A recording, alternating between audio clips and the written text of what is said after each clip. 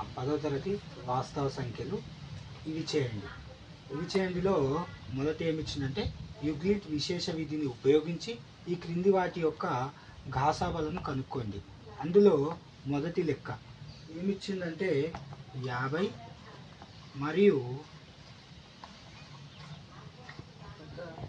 70. ఇప్పుడు ఈ రెండు సంఖ్యలకు మనం ఘాసాబా కనుక్కోవాలి. ఘాసాబా కనుక్కోవాలంటే ఈ రెండు అంకెలకు ఒకదాన్ని ఏ అనుకుందాం.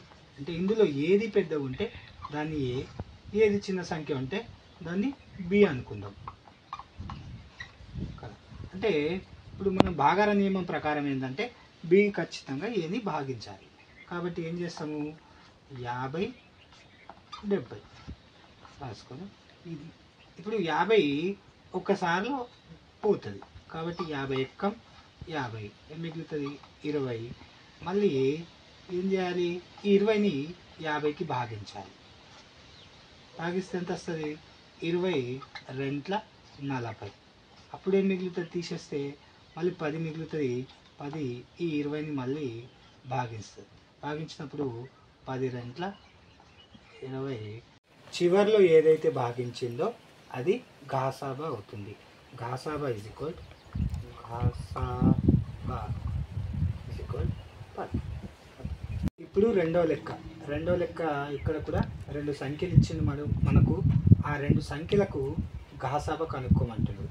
ఘాసాబా కనుక్కోమన్నప్పుడు మనం ఏం చేయాలంటే ఇక్కడ ఉన్న పెద్ద సంఖ్యని పెద్ద సంఖ్య చూసుకుంటే 96, చిన్న సంఖ్యని చిన్న సంఖ్య చూసుకుంటే 72. కాబట్టి బి అనేది 72. ఖచ్చితంగా ఇది 72ని 72తో 96ని భాగించాలి. భాగించినప్పుడు ఏమొస్తుంది, 72 ఎక్కం 72.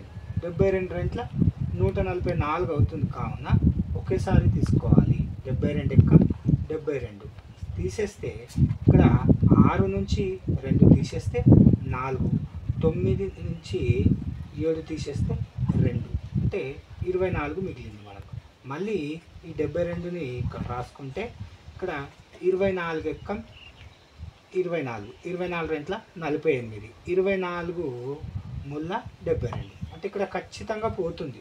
24 ముళ్ళ 72 తీసేస్తే శేషించండి. మళ్ళీ ఇక్కడ చివరగా భాగించింది 24 కావున ఘాసాబా 24 అవుతుంది.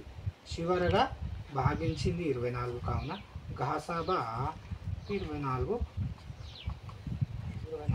అవుతుంది. ఇప్పుడు మూడవ లెక్కలో మళ్ళీ రెండు సంఖ్యలు ఇచ్చిండు. వీటి యొక్క ఘాసాబా కనుక్కోమన్నాడు.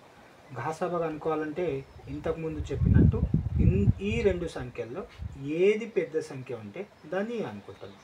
ఏ అంటే ఇక్కడ రెండు సంఖ్యలు చూసుకుంటే 550 పెద్ద ఉంది కాబట్టి దాన్ని ఏ, ఇంకొకటి చిన్నది 300 కాబట్టి దాన్ని బి. ఇప్పుడు 300తో 500 భాగించాలి. 550 300 ఎక్కం 300 రెంట్ల 600. అంటే దీనికన్నా ఎక్కువ అయిపోతుంది. ఎక్కువ అయిపోతే భాగార నియమం ప్రకారం మనం తీసుకోవాలి. ఖచ్చితంగా సమానంగా ఉండాలి, లేదంటే తక్కువ తీసుకోవాలి. అప్పుడు 300 ఎక్కంలోనే తీసుకోవాలి. 300 ఎక్కం 300 తీసేస్తే 0 0. ఇక్కడ వచ్చేసి మనకి ఎంత వస్తుంది అంటే 5 పోతే 5, 5 3 పోతే 2, 250 మిగిలింది మనకు.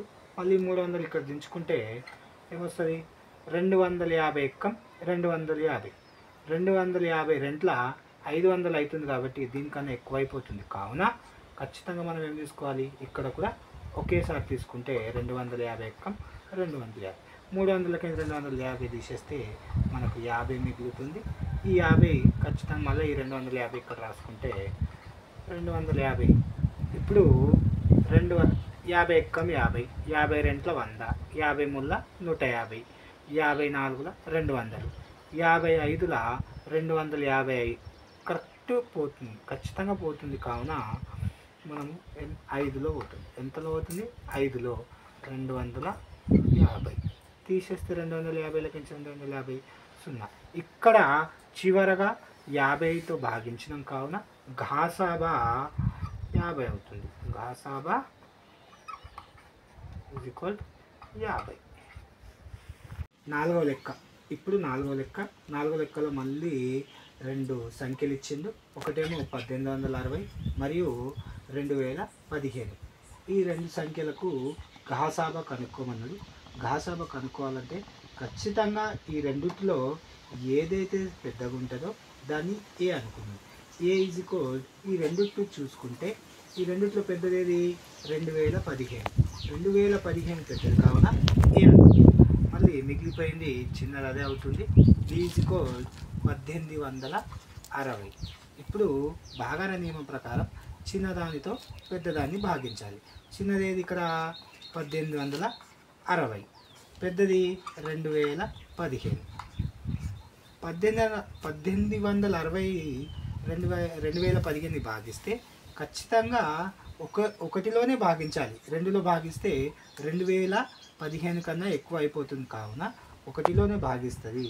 అప్పుడు ఎంత వస్తుంది? 1860 ఒకట్ల 1860 తీసేస్తే 5 నుంచి 0 అంటే 5, 1 నుంచి 6 పోదు కావున ఈ 2 నుంచి అప్పు తెచ్చుకోవాలి. ఈ 2 నుంచి అప్పు తెచ్చుకున్నప్పుడు ఈ 2లో నుంచి 1 ఇచ్చేస్తే ఇక్కడ 1 మిగులుతుంది, ఇక్కడ 10 అవుతుంది.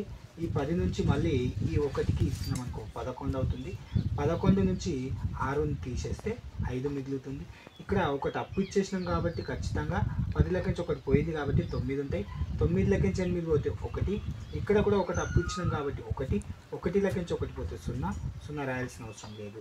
కావున ఇక్కడ మళ్ళీ 1860 దించుకుంటే 1860 ఇక్కడ 155 ఖచ్చితంగా 1800 భాగిస్తుంది. ఎందులో అంటే 12లో భాగిస్తుంది. 12లో భాగిస్తే 155 ఇంటూ 12 అంటే 1860. ఇక్కడ 1860 నుంచి 1860 తీసేస్తే శేషం 0 వస్తుంది. చివరిగా భాగించింది 155 కావున ఘాసాబా 155 అవుతుంది.